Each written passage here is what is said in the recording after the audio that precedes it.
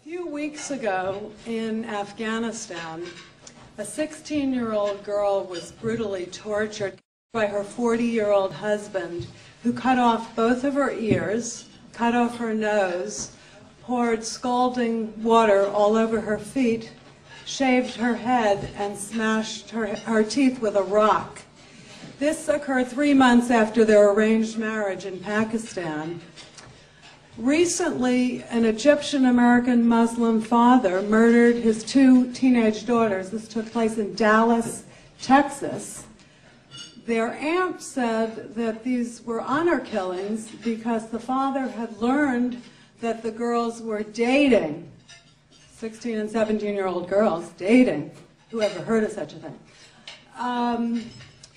You'll remember last month, Aksa Parvez in Toronto, Canada, was choked to death by her father for refusing to wear a hijab, the Muslim head covering.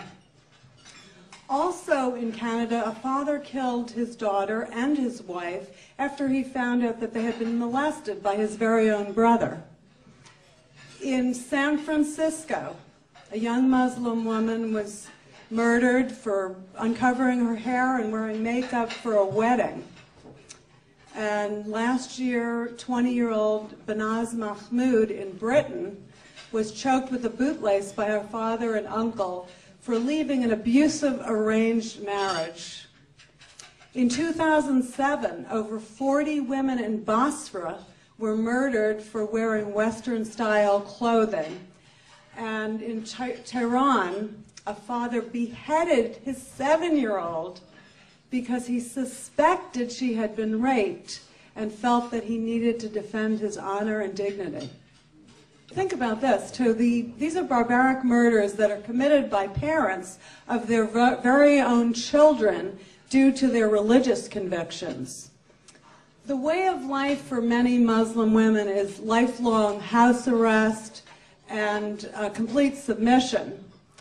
They, in order to go out or to go to school or to travel, Muslim women need special permission. They also have to be accompanied by a male relative. In many Muslim countries, the movements of women are restricted. There are restrictions on their marital options, their professional opportunities. They often can't vote or hold office. Also, a woman's testimony is worth half that of a man's, and a son's inheritance is twice that of a daughter's. In order to defend herself against rape, a woman needs 4 male witnesses to corroborate her innocence. This is really astounding. In 1979, Pakistan passed the Hudud Ordinance, which actually punishes a rape victim for adultery. In Saudi Arabia, women can't drive, they can't eat in public, they can't work with men, and if they walk unaccompanied, they run the risk of being arrested under suspicion of prostitution. In Iran, it was recently announced that any women or girls who were interested in participating in the upcoming Olympics, they would have to find female coaches for their particular sport if they were going to be able to go. There was also a statement issued by the government that any women who don't wear the hijab, the Muslim head covering, should die along with their husbands and fathers.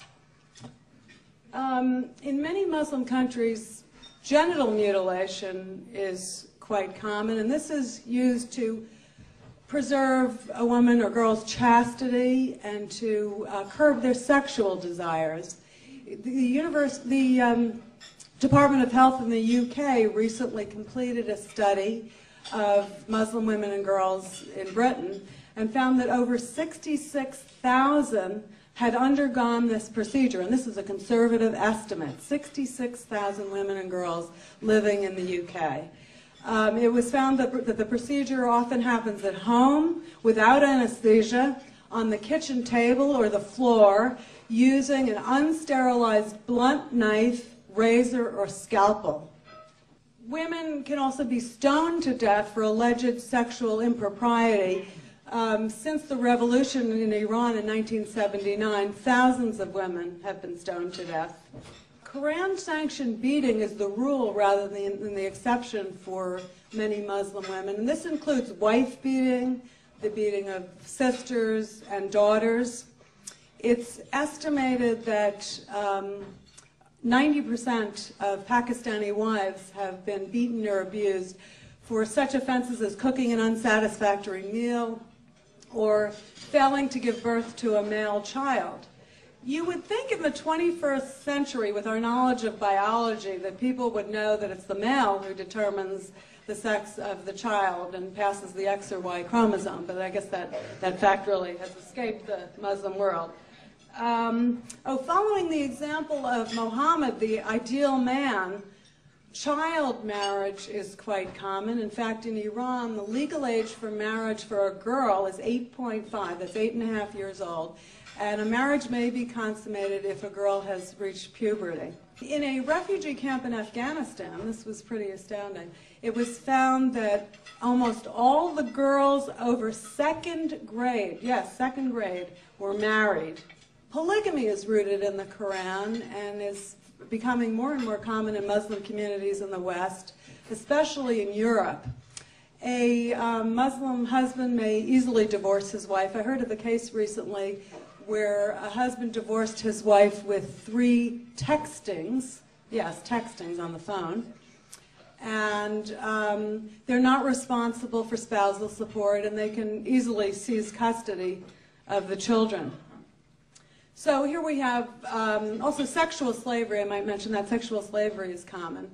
So we have genital mutilation, child marriage, polygamy, honor killings, stonings, wife beatings, arranged marriages, veiling.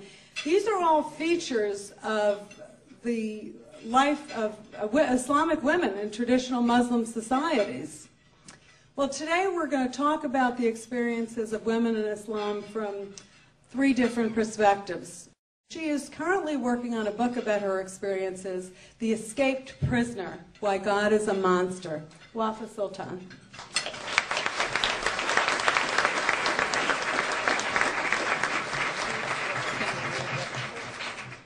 Hello, everyone. I am so honored to be here today, and I would like to thank each of you for whatever you're doing to save this broken world. Women in Islam is a very painful subject for me to speak about. I wish I could express myself in English the same way I do in Arabic, so you can imagine how deep my wound is. But I promise I will do my best. Always I tell my audience that in order to win this war against terrorism, you have to bridge the gap between your culture and the Islamic culture and get to understand the Muslim mindset. I know from my experience, coming from totally different culture, it is very hard to do that. I tell you a story. My husband left to America a year before I did.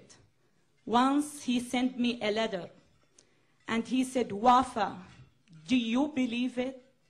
Today I saw an American woman climbing up an electricity pole to do some repair. I said to myself, my husband must be kidding. It was beyond my ability to comprehend, to imagine a woman can do that. And that's why I believe it's very hard for you to understand the examples of women that I am going to tell you about. My niece was 11 years old.